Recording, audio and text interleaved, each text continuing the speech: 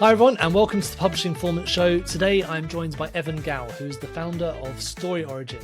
Now, StoryOrigin is a company that helps you do all of the types of marketing that are outside of the more traditional types of marketing.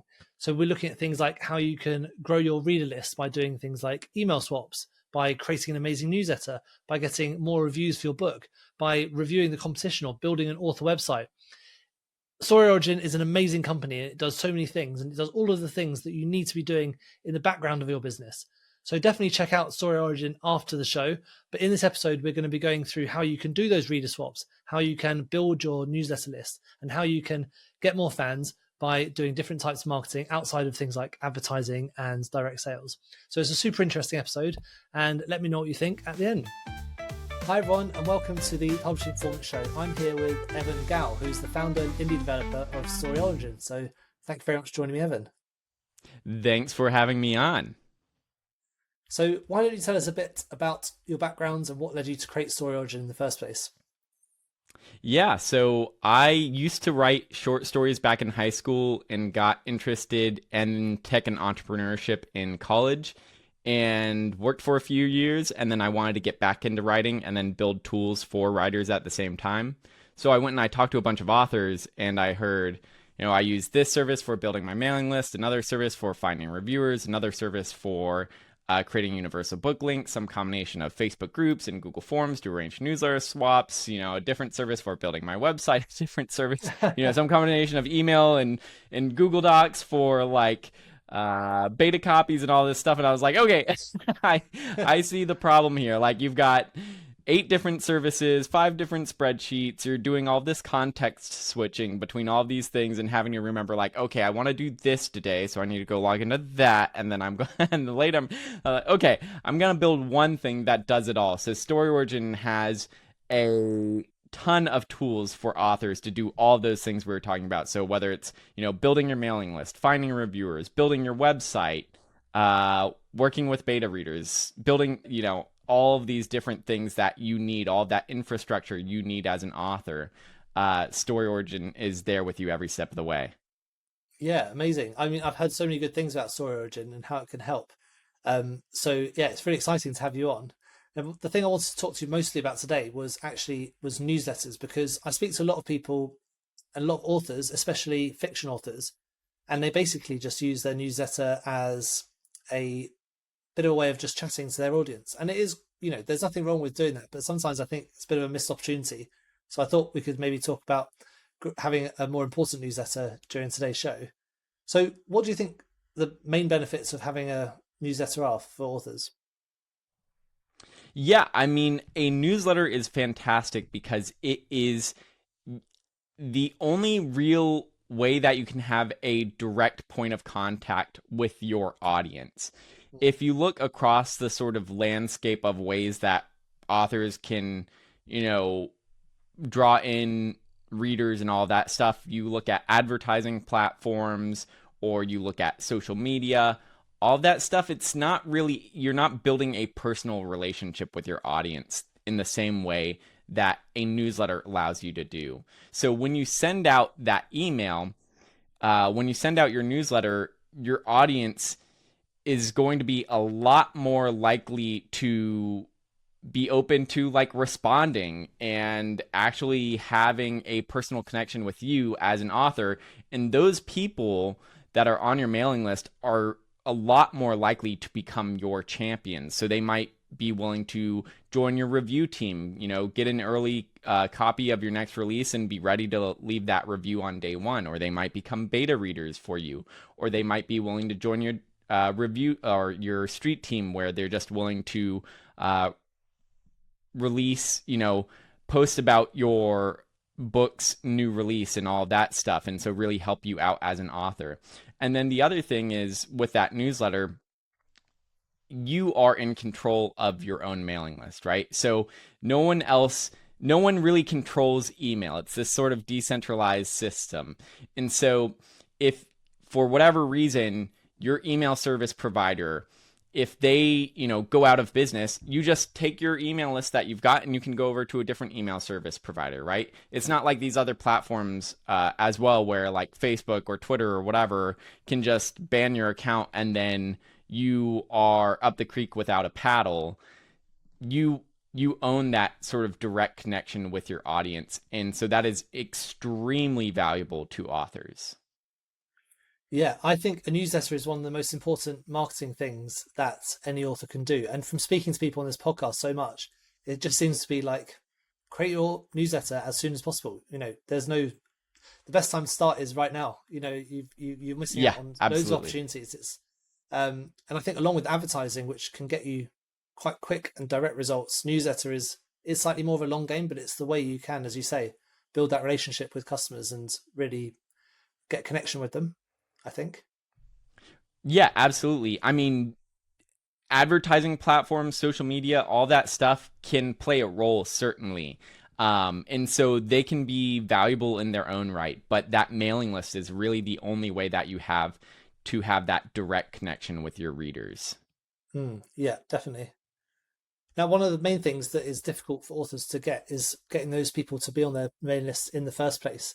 So what strategies do you really recommend for people to get those initial users and also then to grow it and get the further users later on?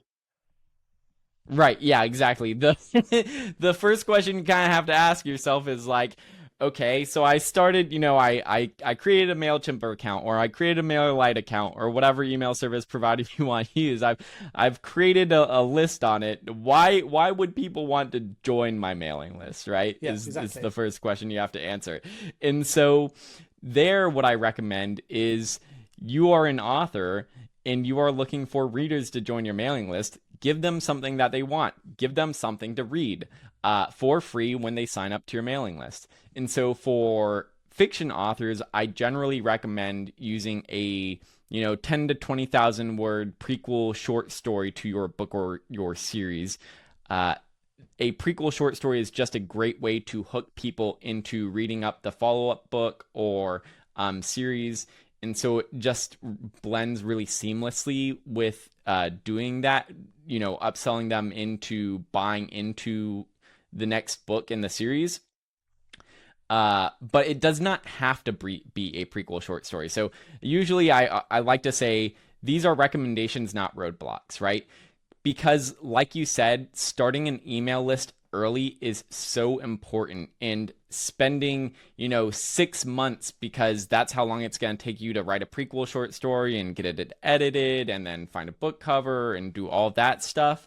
If that's going to take you that much time, it would be much better to find whatever you can take today and get started building your mailing list with that. So if you've already written and published book one in your series, take the first 3 chapters out of it. Use that sample as your reader magnet. And so give that away for free when people sign up to your mailing list. Yep. Or if you've got a bunch of short stories that you've just had laying around doing nothing for a long time and you've never published them, compile that into an anthology and give that anthology of short stories away to readers to sign up to your mailing list. And if you're a nonfiction author, you can do something like, if you do something with like diet and exercise, you might have like a meal plan, or you might have worksheets for tracking things, something related to your book that may be like a sort of a companion to helping your readers fulfill whatever goal, or put whatever knowledge is in your nonfiction book to work. And so, yeah, those are the different sorts of ideas that you might use as a fiction or nonfiction author to entice readers to sign up to your mailing list. Yeah, I mean, nonfiction is a bit easier because obviously you're already teaching something that is you're usually teaching something, or you're giving away information. So the leader magnet can be further information, or it could be something to use like videos or a spreadsheet or a checklist to use with your nonfiction book. But I think fiction authors could maybe learn a bit from that, because, for example, with some of my books, they're about meditation and yoga and things like that. I give away some videos like explaining how to do some of the exercises, for example. But maybe if your book had some similar concepts, you could then give some similar videos away. It could be interviews with the author, it could be interviews about the book, and I think it could be a nice way to make your book stand out and get people onto your list as well. I would always recommend for fiction authors, if you're giving something away, that it be something that is read. So I would actually make sure that, because one thing that you can have that will sometimes happen is, you're targeting readers is ultimately what you want at the end of the day. And so I had a fiction author who he was a programmer, and he created a little like mini game that was sort of related to his book as well, and you'd get access to this little mini game. But at the same time, that is a sort of a different target audience than like readers of epic fantasy, right? And so always recommend make sure that whatever you're giving away matches the target audience that you have for your books as well. And the same thing applies even if what you're giving away is another book or whatever, right? So if you write steamy romance, make sure that if you are writing like a prequel short story to your steamy romance, that prequel short story is also a steamy romance, right? If you write a cozy romance novel or a cozy romance reader magnet, something or short story, and that's what you're giving away to entice people to sign up to your mailing list, and then they join your mailing list and they see a bunch of steamy stuff, or they buy into your series and they like are buying the follow-up, to your prequel, and it's a steamy book, you're setting up an expectation for your readers that you're going to miss if the prequel doesn't match what, book one is, right? And so that can lead to potentially like bad reviews because people are thinking they're going to get something that they're not getting, like they're expecting something different. And so, yeah, I would always recommend that try to just make sure that whatever you're using as your reader magnet or your lead magnet, whichever term you want to use, to draw people and entice people into joining your mailing list, that's going to match sort of your target audience with your books. That's a really good point. I haven't thought about that, to be honest. It's really important to make sure you're keeping on the same category, and otherwise you'd set reader expectations that they would not get. And that's really important because those two examples you gave about cozy romance and steamy romance, those are quite different audiences. Yes. And this is not something that I'm pulling out of thin air, like these are examples of things that I've seen authors do. And so I'm always just trying to make sure like we want to make sure that we can learn from other people's mistakes as well. Yeah. I can just imagine grandparents' hats falling off when they if they got the steamy romance one rather than the cozy one. Yeah, exactly, right? Yeah. Now, once this will definitely be different for fiction and non-fiction, but once you've got the subscribers, is there particular things you think the authors should focus on writing about? Let's start with fiction first, because it's going to be different for different people. For example, I spoke to Kevin J. Anderson. He's obviously a very prolific writer. In his newsletter, he just writes recipes and stuff he's been interested in, stuff he's doing. Now, I don't think that would necessarily work for people who don't have that reputation, because maybe if you're not famous, people aren't quite as interested in what hikes you've been on. But what sort of content would work, do you think, best for fiction? Let's start with fiction writers. Well, so I would actually recommend basically the same thing for both fiction and nonfiction authors, and I break it down into your newsletter into sort of two pieces, which applies to anybody writing a newsletter. So there's one part of your newsletter where you are building rapport, and the other part of your newsletter is providing value. So the part where you're building rapport, this is just where you're trying to establish a relationship with your audience. It might just be like talking about you taking your dog for a walk, or taking your kid to the playground, or just something that, funny that happened to you recently. For example, I one time was, shopping for groceries online, and I saw a product image that was like a single bottle of soy sauce, right? And I was like, okay, I want 2 bottles of soy sauce. So I added 2 to the cart.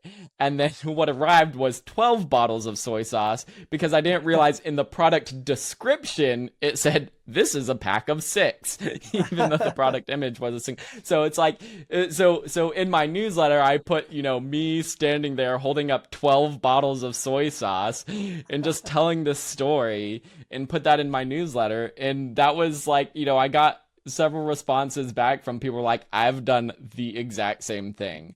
And that's just like, you're just trying to build, show that you're a human, like you have things that happen in your life. It doesn't always need to be funny or interesting stuff like that necessarily either. It can just, again, like it can just be like you taking your dog out for the or walk, or you like going to the park or something like that. It doesn't always need to be like super interesting.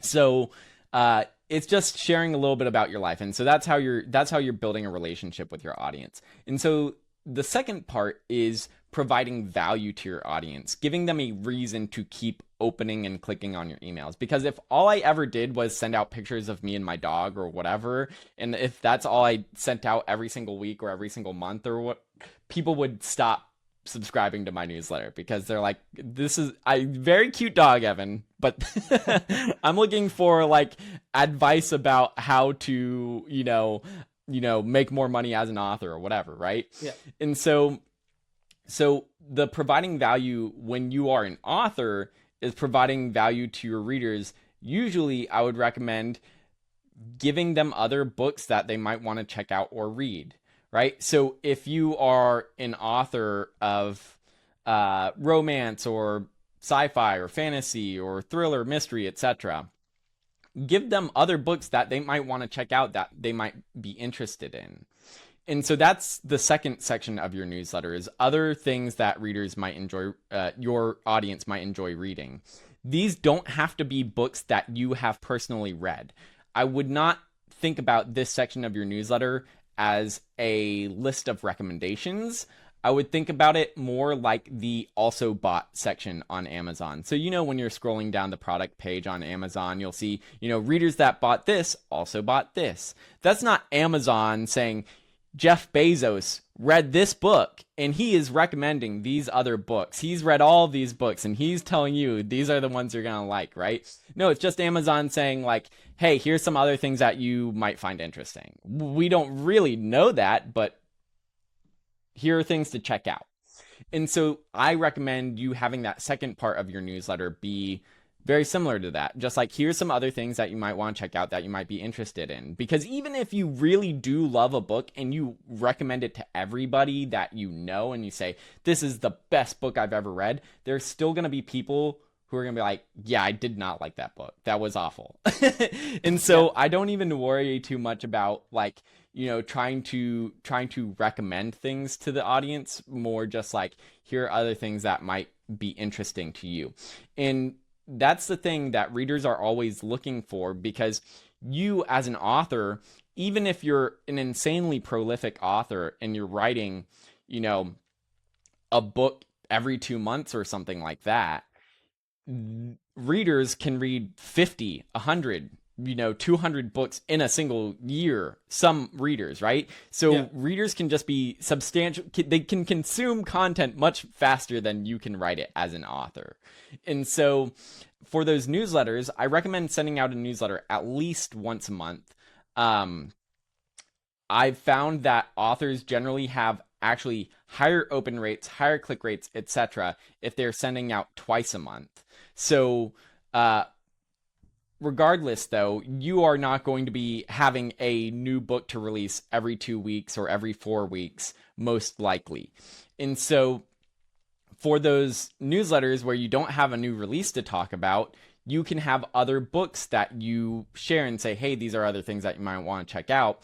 And that's what provides the value to the readers, to have them keep opening and clicking on your emails, because they're always looking for, okay, what am I going to read next? Because I only have 50 pages left in my current book and I want to find what's going to be my next read. So I'm going to open Evan's next email because I want to check out like, oh, what's some other, sci-fi or fantasy or romance or thriller books or whatever that I might want to check out for my next read. Yeah. When you're suggesting those other books to read, is that generally, do you monetize that in any way? Or is it a case of just, here's something interesting you might look at? Yeah, so that is a great question. Where do you find these other books that you are going to say, here's some things that you might want to check out? I generally recommend using that section to arrange cross promotions with other authors.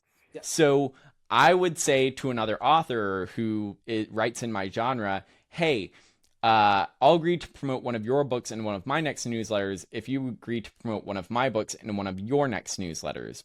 And arranging these cross promotions. So that particular type of a cross promotion, that's called a newsletter swap. It's a one-to-one cross promotion where I'm saying I'll mention your book in my newsletter if you mention my book in your newsletter. Then there is another type of cross promotion called a group promotion. And a group promotion is where you, me, and let's say 20 other, sci-fi or fantasy authors or romance authors or whatever, we all get together and we all list our books on a single landing page together. And then we all agree to promote that single landing page showing all of our books in our newsletters.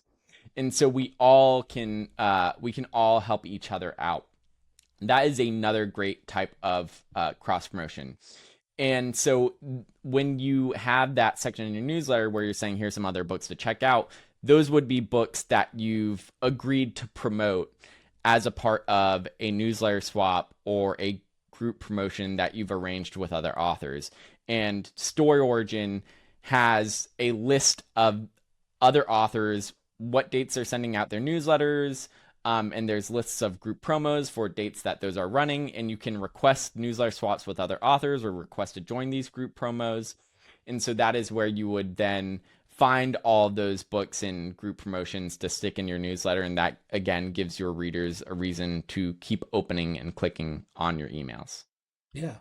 Does the newsletter swap service work a bit like a matchmaker as well to help you find people that are relevant to your niche? It is not I wouldn't call it a matchmaker service so much as more of a directory. If you go on StoryOrigin and you go to the upcoming list of newsletter swaps available, essentially you will see a list that has, Evan is sending out his newsletter in 2 weeks. Teddy is sending out his newsletter in 3 weeks. And then you would have genre tags that say, Evan writes sci-fi and military and whatever. And then you'd have, Teddy writes romance and cozy and whatever.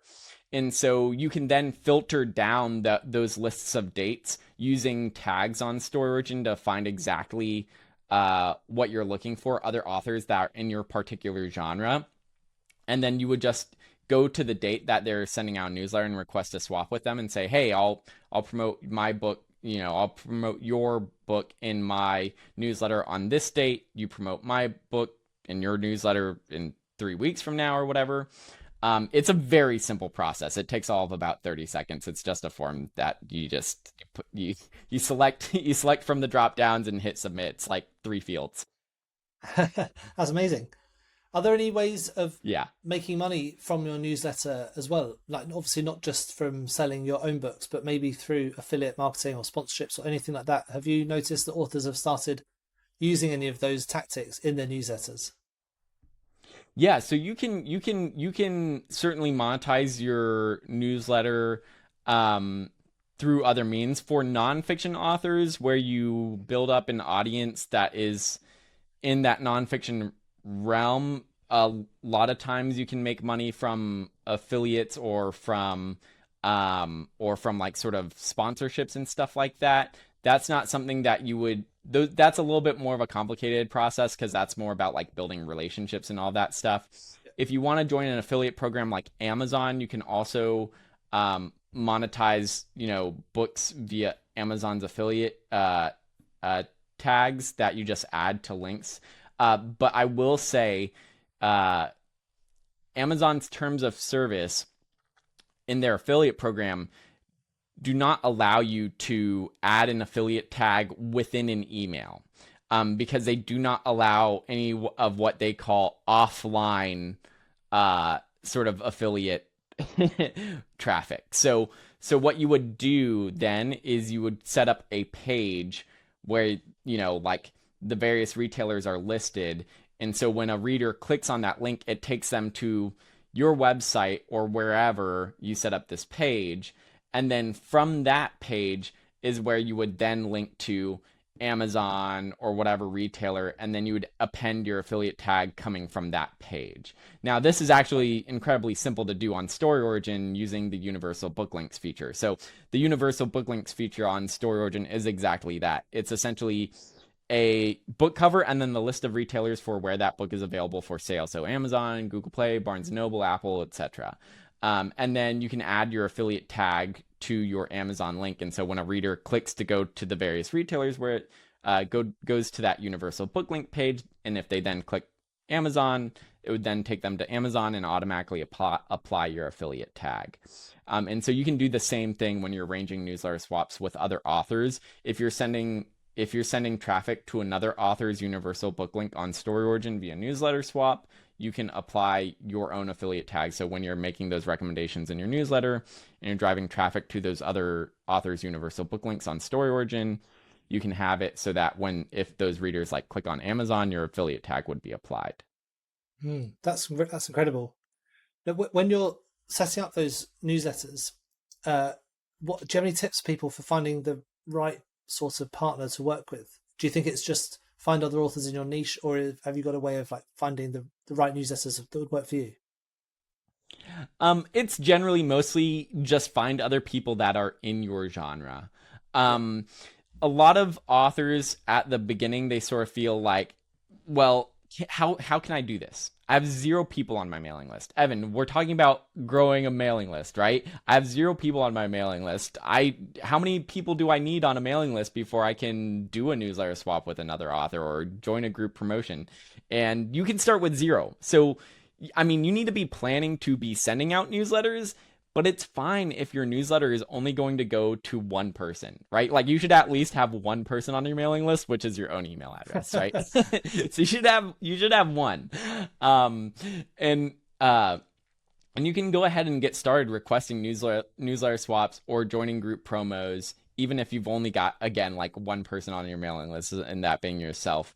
And then just look for people that are in your genre. And a lot of authors are like trying to look for authors that have similar mailing list sizes as them, which I would say, like, don't necessarily hold back on requesting a newsletter swap with someone just because their list is like, let's say you've got a list of, 500 people and this other author has a list of 1,500 people. Like, I would not hold back from requesting a newsletter swap with that other author just because their list is 3 times bigger.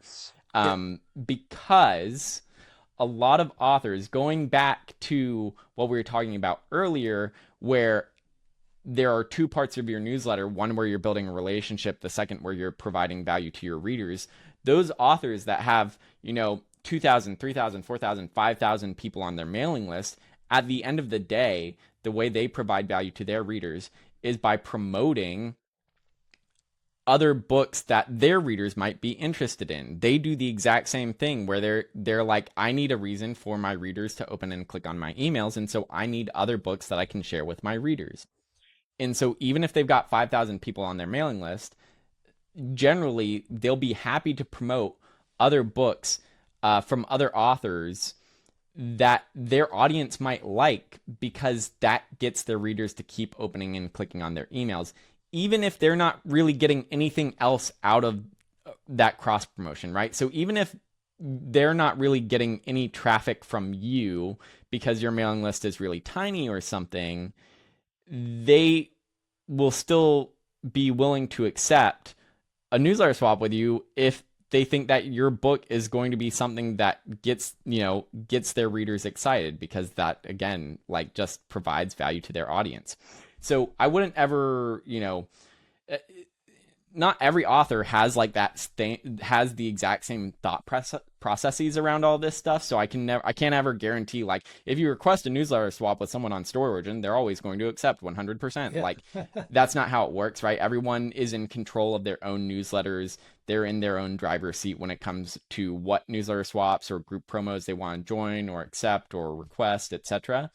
But that being said, generally the community is fairly open, and not only because it's self-interested, but like a lot of the community is also somewhat altruistic, where it's like, I started on StoryOrigin with 0 subscribers, and now I have 4,000 subscribers, and I did it by arranging newsletter swaps and by joining group promos through StoryOrigin.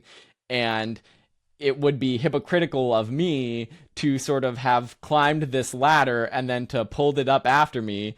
And so a lot of times those authors, even if they've got 4,000 people on their mailing list or whatever, they're usually willing to lend a hand to someone who is just starting out because someone else did that for them. Yeah.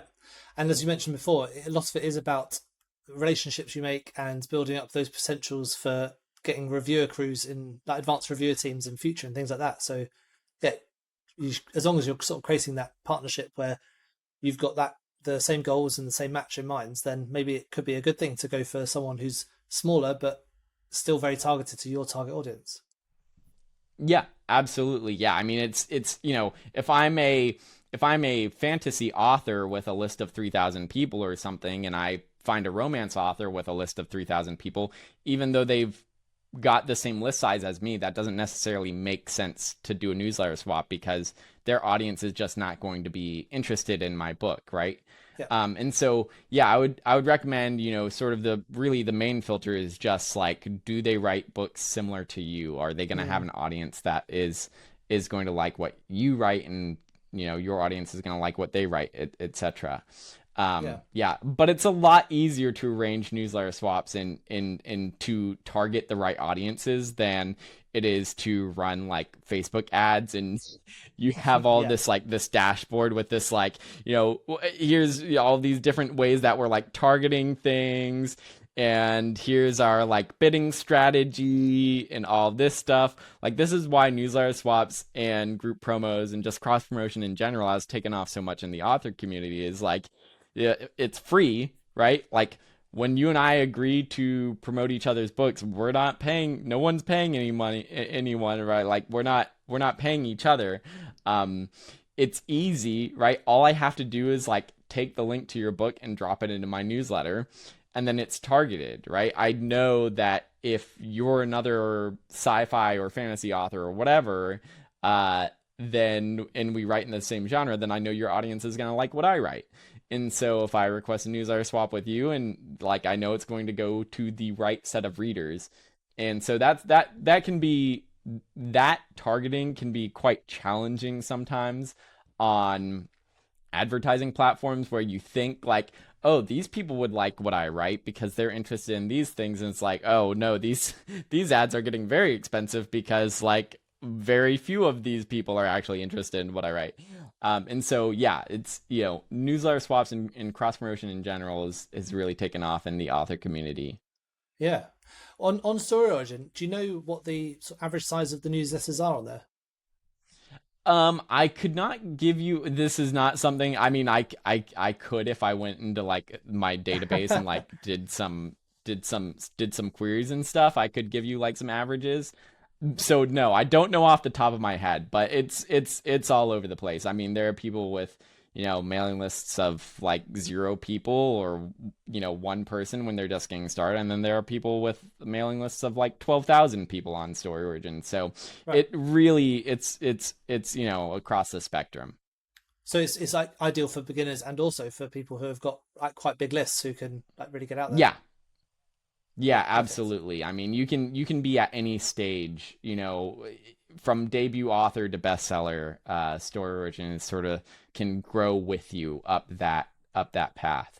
Yeah. So how does StoryOrigin actually help authors manage their newsletters and grow their lists and get their newsletters out to the subscribers? Yeah, so you would still use an email service provider like MailerLite or something to design and send your newsletters.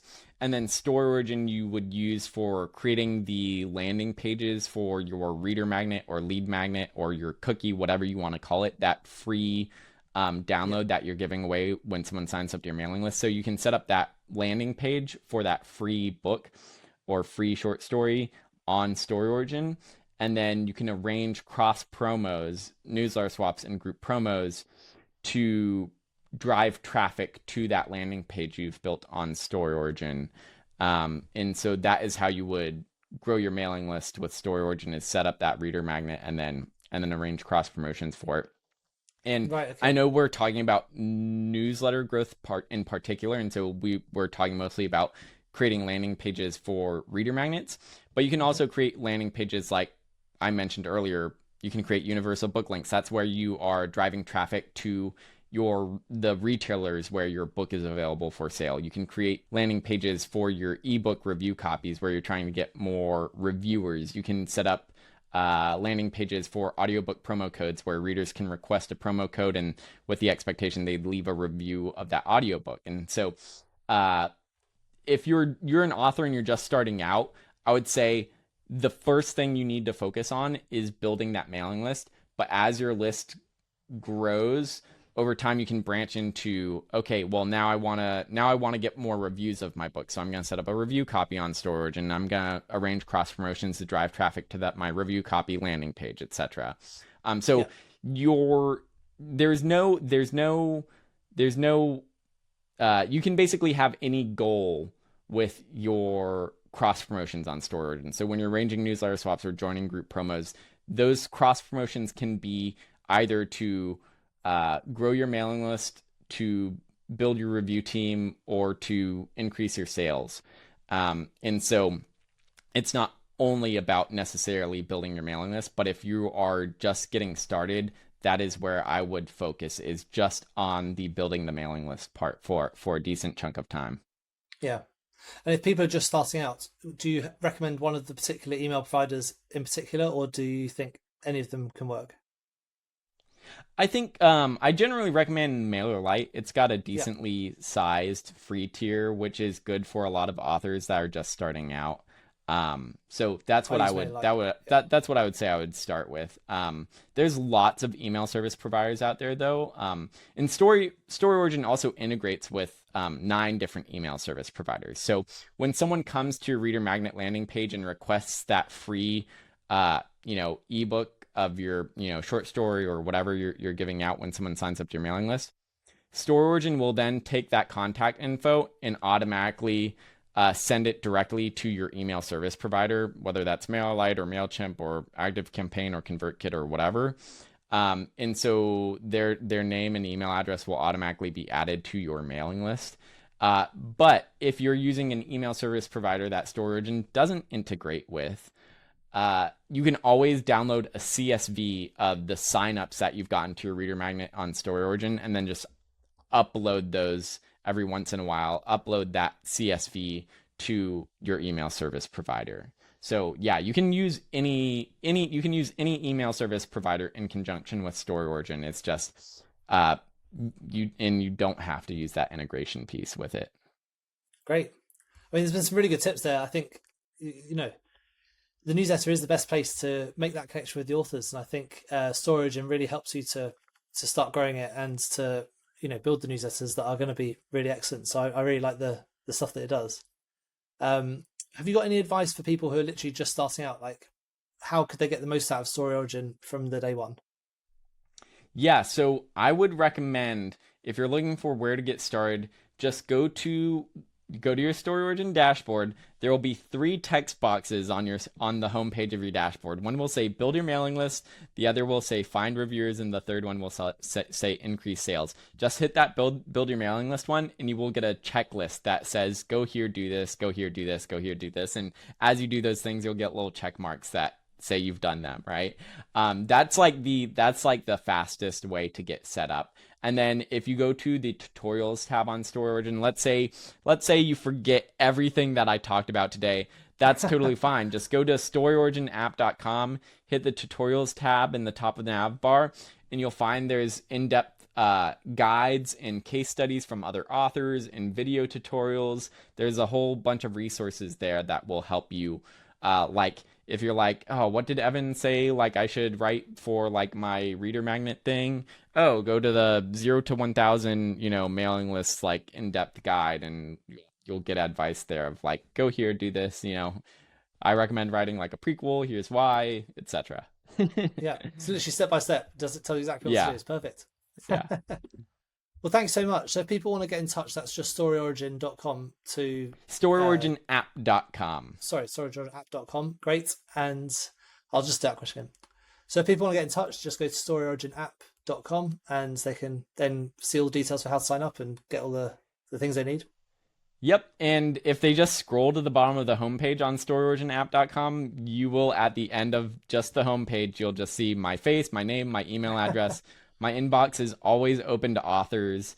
I'm always super transparent about who I am, what I'm doing, all that stuff. Or if you hit the contact page on StoryOrigin, you'll also see my face, my name, my email address. So I'm very open with my inbox. So yeah, anyone is always welcome to reach out. Brilliant. Thank you very much. We'll put links to all that in the show notes. So if you want to just go and click on those, that'd be absolutely fine. Well, brilliant. Thank you, Evan. That's been really good overview of like exactly how to use newsletters. I learned a lot myself. So I hope the listeners, will get a lot from it too. So just one. Thanks so much for having me on. Oh, that's all right. Well, thanks a lot, Evan. I really got a lot from that. I learned loads about doing newsletters, and I think the listeners to this will learn lots as well about StoryOrigin and also just starting themselves. So thank you very much for coming on. Thanks for having me on. That's been great. So it's just finally one final question just before we head off. What's one book that you recommend that everyone should be reading at the moment? Ooh, oh, that's a good question. I love lit RPG. So, if you are interested in if you really like character stats and like characters like growing and like becoming more powerful and stuff like that, I recommend He Who Fights with Monsters. And who's that by? That one is by Shirtaloon is like the pen name, and I think his actual name is Travis Deverell, but you might need to check me on that one. Oh, cool. Well, we interviewed Dakota Kraut a few weeks ago, and his episode's coming up, so I'm sure you. Oh, awesome! I've read his books as well. Yeah, they're really big at the moment, and it's not something I know much about, so I'll have to do a bit more in-depth diving into it because people keep recommending these books. So. Awesome. Yeah, I love them. Great. Well, thanks, Evan. It's been great chatting to you, and speak soon. Thank you so much for tuning into the Publishing Performance podcast. I really hope you found today's episode inspiring. I love chatting to authors, writers, and people in the publishing world. Now, just before we wrap up, let me tell you about Publishing Performance, the #1 platform for authors who want to increase Amazon book sales, but I'm not really sure where to start. Now, this show is all about helping you to sell more books. And if you're looking to boost your publishing game and to maximize your book's potential on Amazon, then Publishing Performance is designed to help authors just like you to grow your readership and to reach a much wider audience. Now, I know that Amazon ads can be slightly complicated, which is why Publishing Performance is like having a personalized ad account manager to create your ad campaigns, to choose your best keywords, and to make adjustments in real time. Now, if you're investing in ads, you really want to make sure that your investment is being used effectively. And Publishing Performance does just that. It aims to make your budget go further, improve your organic rank, and target keywords more effectively. Just go to publishingperformance.com to get started with Amazon ads for just $1.